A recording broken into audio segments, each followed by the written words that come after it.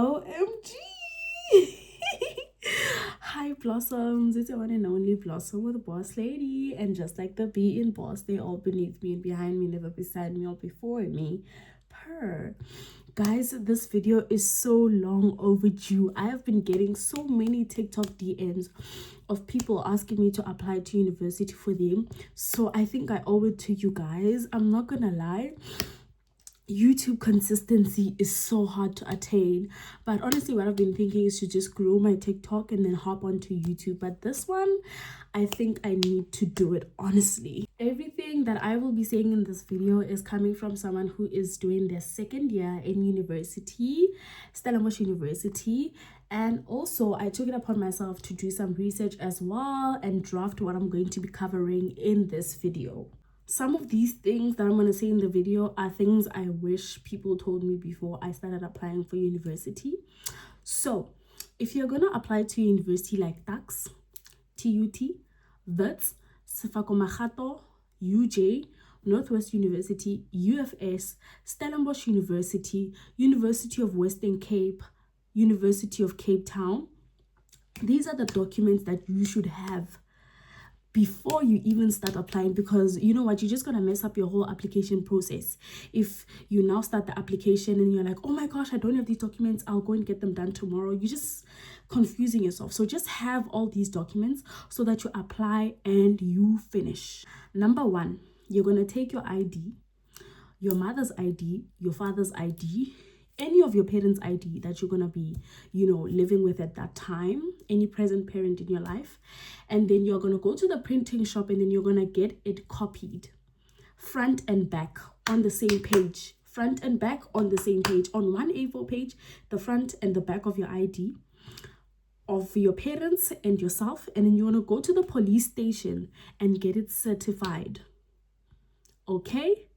Most of the times, I think, if I'm not mistaken, if you're going to certify your parents' ID, your parents need to be there with the original copy. Otherwise, for me, I went and certified mine, and my mom went and certified hers, and my dad went and certified his, and then they scanned it and sent it to me. Okay? Number two, you're going to have your grade 11 results. Okay? Printed and certified. If you are applying with your grade 11 report, which is the one I advise the most, you need to get it copied and certified. Or you're applying with your June, copied and certified. And I've already touched on my opinion on why I prefer people apply with their grade 11 over their grade 12, because most applications close in May, June, and you get your report in July. So how are you going to apply? You get my point. But some universities are open until September. I think those are the ones that take your June report. So do your research on that. Okay. Number three, have one of your parents' pay slips, the one that is working, copied and certified. This one is for the NSFAS, right? It's for the bursary. It's for the NSFAS bursary or loan.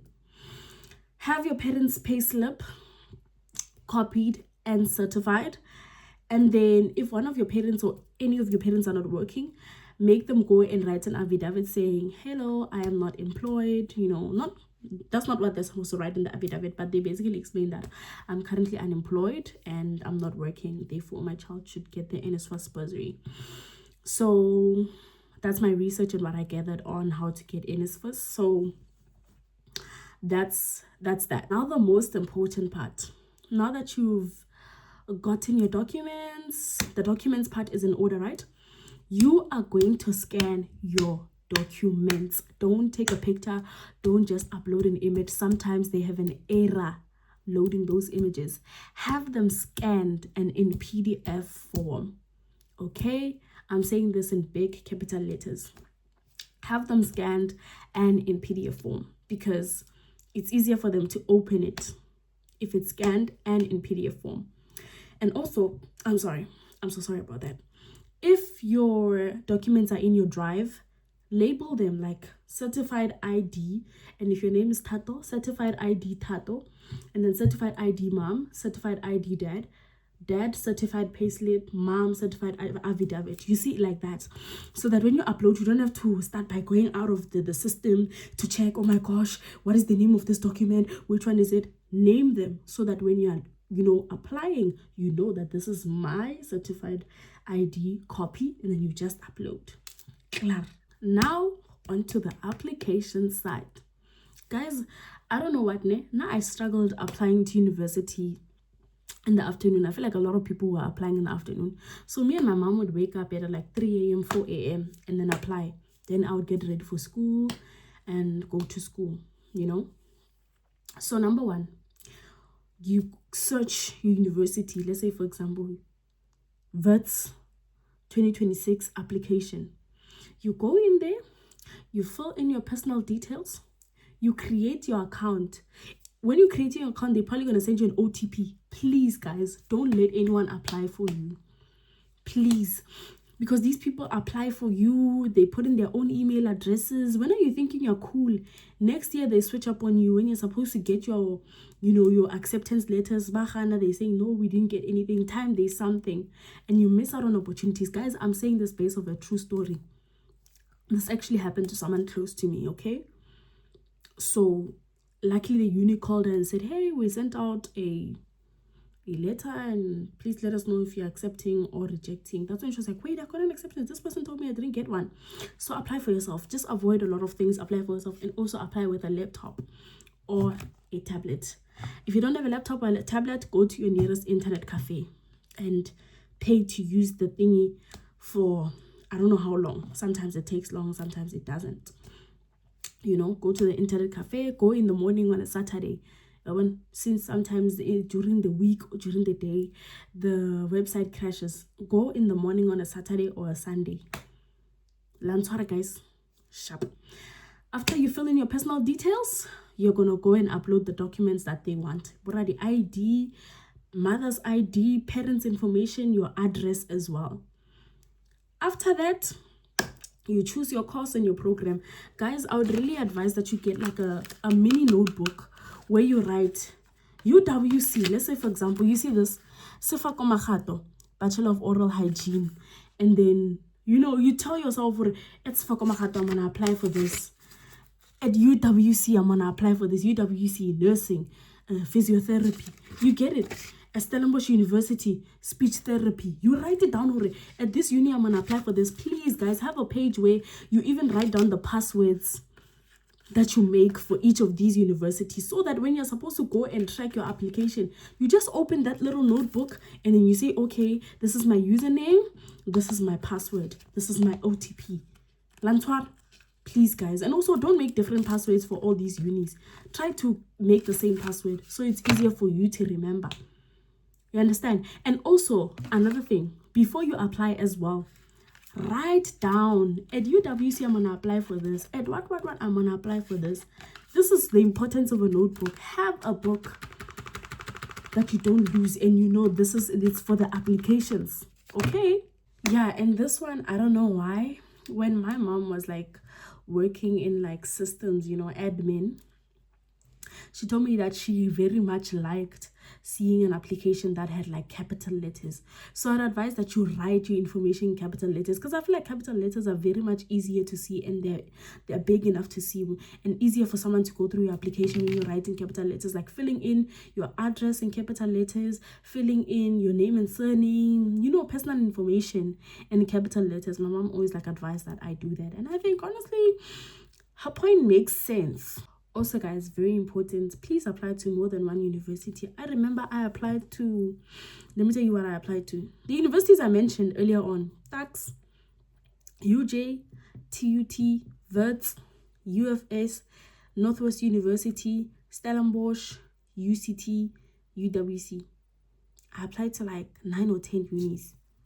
And then when the results came out, all I had to do was pick which one I want to go to. And I picked this one. Yeah, story for another day. Now on to NSFAS. I touched on NSFAS a little bit earlier on when I was talking about payslips and the affidavit. So with NSFAS, guys, the applications usually open around September. And last year, they closed around the 15th of December. I feel like they closed earlier. last year than they did the previous year, before last year. So apply as early as possible, guys. Fill in that, guys, my cousin went through a lot with the NSFAS thing. Guys, when you get that NSFAS document, that thing where you're supposed to put your details, parents' information, their ID, fill it in capital letters. Please, fill it in capital letters. Please. Fill it out in capital letters. Also, another thing I'd like to highlight, if it's possible that you can get both your parents to sign and fill in that form on one page instead of making one for your mother and another one for your father, please do that. And also, guys, get it scanned. I don't know how much I can emphasize this. Get it scanned. Okay, don't upload it as an image. Get it scanned and in PDF form. You will save yourself a lot of time. Okay, so I already explained the affidavit and the payslip part. Okay, cool.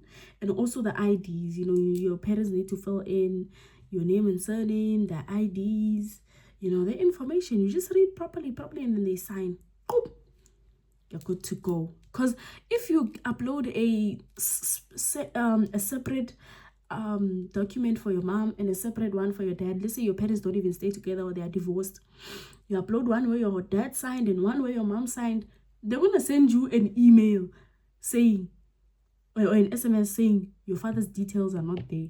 Just do one. If your parents are separated, I think this is the trick my cousin used. Get your mom to sign that one, scan it, scan the one that your mom filled in, scan it, send it over to your dad fills it in, where prints out the one way that has your mom's information, your dad fills it in. Now both their informations are on the thingy, then your dad scans it and sends it to you. Now both your parents have signed one document in capital letters, guys. Please, capital letters are very important. If there's a small letter, they won't even look at it. Okay, capital letters, very important. Also, guys, please don't submit wrong information, guys. Don't lie on NSFAS. Their system is smarter now. This thing you're gonna do your grandmother's what while your parents are working, it's not gonna work. They're not even gonna look at it. They're not even gonna look at it, trust. So they've become very clever. And also, guys, with all these documents, make sure they are clear.